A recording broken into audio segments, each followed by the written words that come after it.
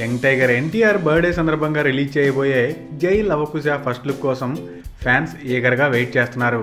ఇంతలోనే మరో good news బయటకు వచ్చింది. ఇప్పటి వరకు యాక్టర్గా పలు అవార్డులు అందుకున్న యంగ్ టైగర్ కెరీర్లో మొట్టమొదటిసారిగా బెస్ట్ డెబ్యూ సింగర్గా నామినేషన్ తెచ్చుకున్నాడు. అదేంటి, ఎన్టీఆర్ యమదొంగ నుండే సాంగ్స్ పాడుతున్నాడు కదా, ఇప్పుడు డెబ్యూ ఏంటి అనుకుంటున్నారా?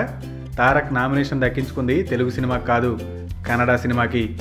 గతేడాది కన్నడ స్టార్ హీరో పునీత్ రాజ్కుమార్ హీరోగా చేసిన చక్రవ్యూహ సినిమాలో తారక్ గెలయా గెలయా అనే పాట పాడాడు. తమన్ మ్యూజిక్ కంపోజ్ చేశాడు. పునీత్తో తనకున్న రిలేషన్ కారణంగా తారక్ ఈ పాట పాడడానికి ఒప్పుకున్నాడు. భాష వేరైనా ప్రొఫెషనల్ సింగర్లా తారక్ పాడిన గెలయా సాంగ్ ఇన్స్టంట్ హిట్ అయింది. ఇప్పుడు ఈ పాటకి బెస్ట్ డెబ్యూ సింగర్గా ఫిలింఫేర్ నామినేషన్ దక్కించుకున్నాడు ఎన్టీఆర్. ఈ విషయాన్ని తమన్ ట్విట్టర్ ద్వారా తెలిపాడు.